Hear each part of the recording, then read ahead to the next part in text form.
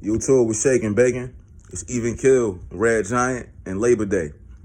So look, right now, I got to get into heroes and villains because we all recognize a hero and we all can recognize a villain.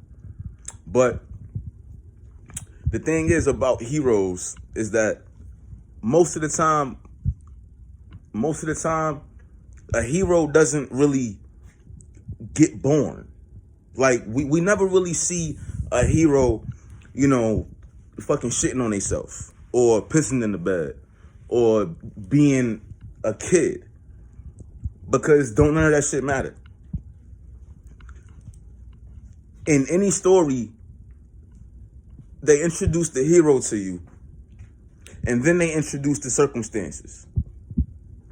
Before the circumstances happened, the hero was a nobody. So it's not even important to say that the hero was born in this place and had this type of parenthood. Like, none of that shit matters.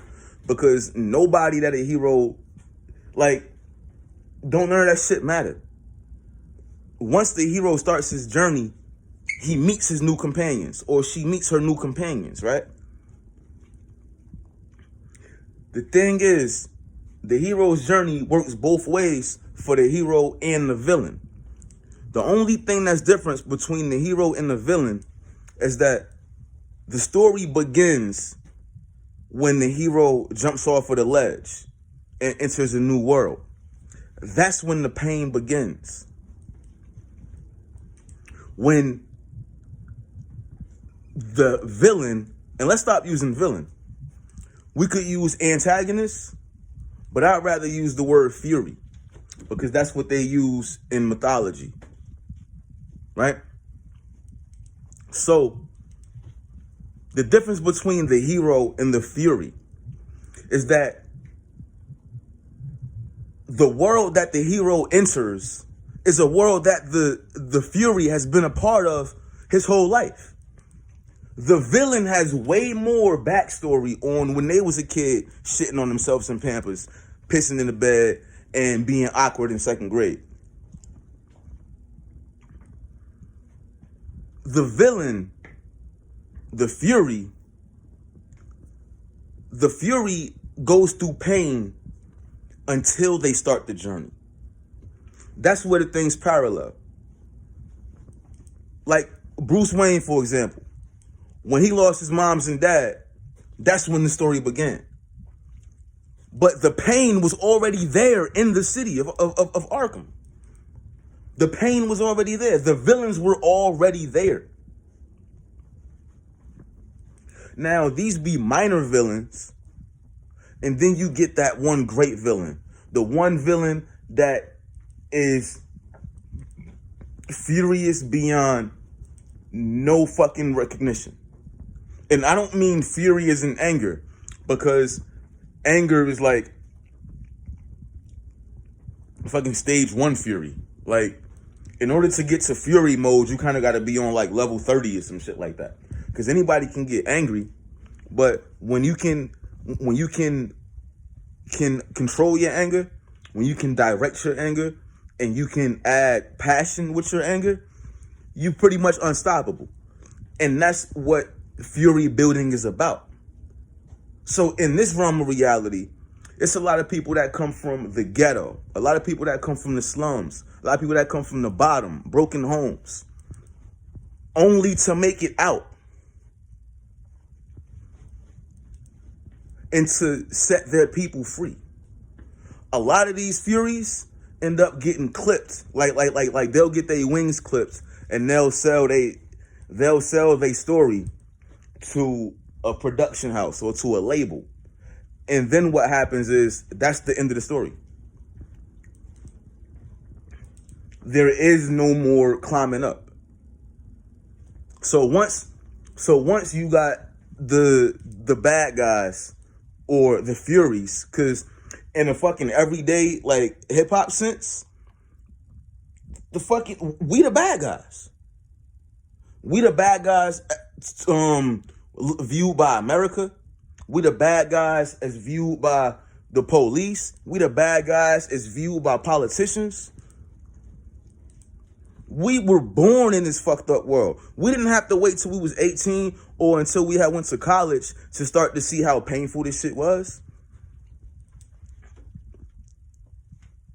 That's a hero's problem.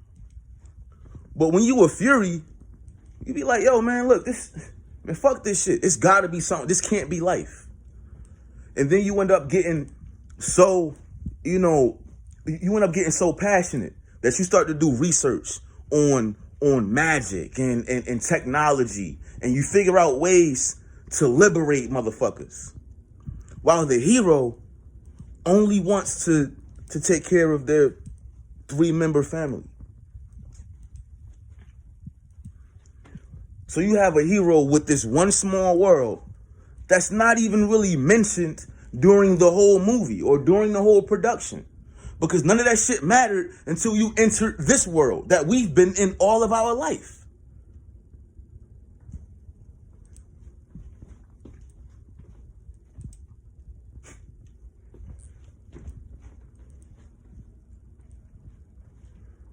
So,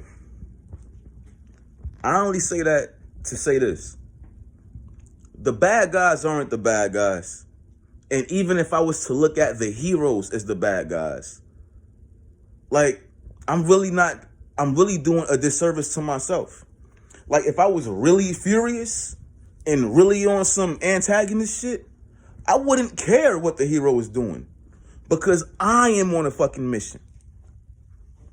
The hero got to find a way to intercept me because I'm doing things. Remember, this is my world.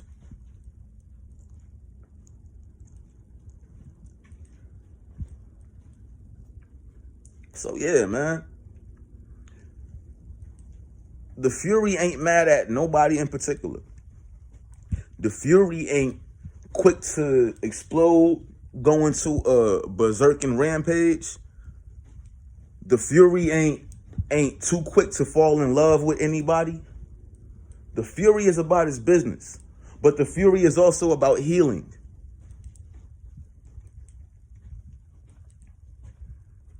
And then let's move away from mythology and then talk about microbiology. Let's talk about plagues and cancers. Don't they give you the flu in the form of a flu shot to prevent you from getting the flu? So imagine me being the flu, living in the ghetto full of nothing but the flu. I end up being immune to the flu because, the crabs at the bucket or whatever, like the crabs in the barrel going to keep pulling you down. Once you start to move independently of the collective conscious of flu-ness,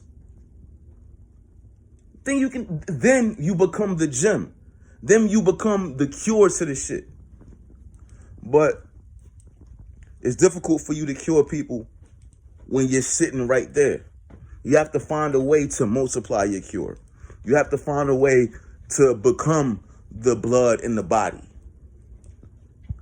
You have to find a way to project the beautiful world that you've had to go through pain, suffering, and tears just in order to see and taste and smell.